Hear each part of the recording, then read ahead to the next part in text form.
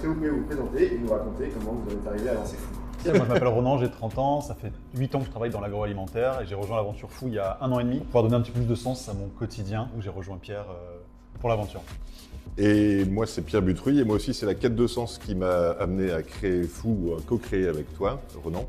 Avant, je faisais l'élevage d'insectes et je suis entrepreneur depuis une vingtaine d'années. Et donc, les 2 derniers projets sont vraiment des projets porteurs de sens autour de l'agroalimentaire. Et pourquoi la bio est au cœur de votre projet? Est-ce que cela représente pour vous? En fait, c'est un alignement total par rapport aux 2 points d'ancrage principaux de Fou. C'est végétaliser l'assiette des gens sans ultra-transformation. Et essayer de faire du bien aux gens et à la planète. Et quoi de mieux que le bio pour faire du bien aux gens et à la planète? Est-ce que vous avez une petite anecdote autour de la création de votre nom, ou en tout cas pourquoi vous avez appelé ça Fou?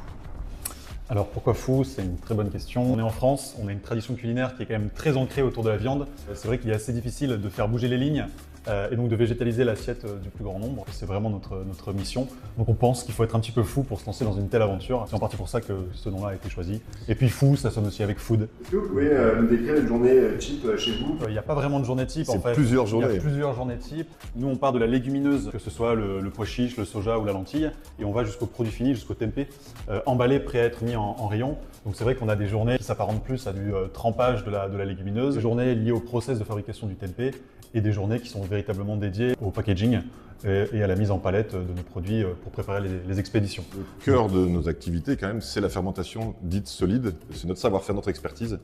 Et donc, tout ce que tu as décrit tourne autour de ça. Pour vous, quels sont les principaux freins ou les leviers pour développer les protéines végétales bio dans la région? Bonne question. Dans la région, j'en sais rien, mais de façon générale, on est quand même des viandards déjà. Les gens vont chercher un prix, donc en général, ils passent le bio un petit peu de côté. Il faut avoir une certaine forme de conviction déjà quand même pour faire du bio, que nous avons forcément, sinon on ne serait pas là. Et je pense qu'il faut avant tout éduquer les gens, c'est-à-dire les accompagner dans les actes de consommation, c'est-à-dire cuisiner, leur proposer des recettes, leur montrer que c'est bon, parce que c'est pas tout de faire un produit, encore faut-il que les gens l'apprécient une fois dans l'assiette.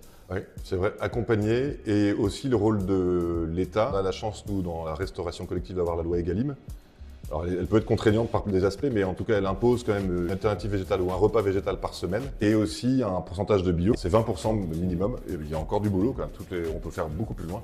Donc oui, ça commence par l'éducation, par l'accompagnement, et dès le plus jeune âge. Qu'est-ce que vous faites justement pour rendre le tempeh un peu plus sexy, un peu plus attirant pour les gens? De plus en plus, on travaille avec un chef qui fait partie d'un collectif très engagé vers le végétal et le bien manger. Et donc pour donner envie, donc on y va avec des recettes finies maintenant. On présente nos produits et on présente ce qu'ils peuvent en faire. Donc ça, c'est très intéressant. Alors ça va de plats assez simples, la bolognaise par exemple, mais aussi le curry baliné de cubes de tempeh, ça c'est aussi un must. Quel message aimeriez-vous adresser aux acteurs et actrices de la bio dans la région? Et pour Fou, quelle est vos ambitions pour les années à venir? Aujourd'hui, dans un bel atelier pilote au sein de l'alimentaire. Demain, j'espère que les volumes vont exploser et qu'on aura l'opportunité d'ouvrir un site de production de plus grande ampleur dans la métropole lilloise pour pouvoir continuer notre activité et aller chercher tous les marchés sur lesquels on travaille actuellement.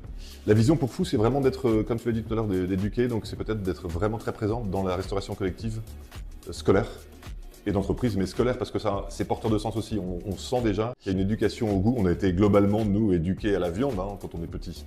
Et dans les cantines, on peut éduquer à autre chose que la viande, élargir un peu le palais de chacun. Donc ça serait vraiment une très belle réussite dans quelques années d'avoir une autre alternative et d'autres alternatives végétales qui soient bien présentes. C'est quoi la deuxième question, les conseils?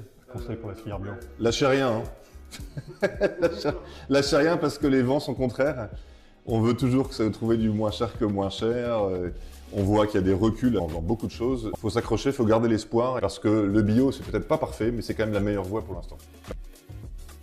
En sortie de fermentation, on va stopper la fermentation par une pasteurisation, ce que vous voyez derrière. Donc ça, c'est par exemple un exemple de petits blocs. Sinon, c'est plutôt des blocs d'1 kilo qu'on va soit vendre tel quel pour les cuisiniers qui connaissent déjà. Ça, imaginez un blanc de poulet ou une blanc de dinde, c'est un peu le même principe. Alors, c'est pas exactement le même mode de cuisson, mais c'est les mêmes usages. Et on peut aussi proposer déjà découpé, voire mariné. Là, ce sont des marinades curry ou pour la GMS, les produits finis, prêts à consommer.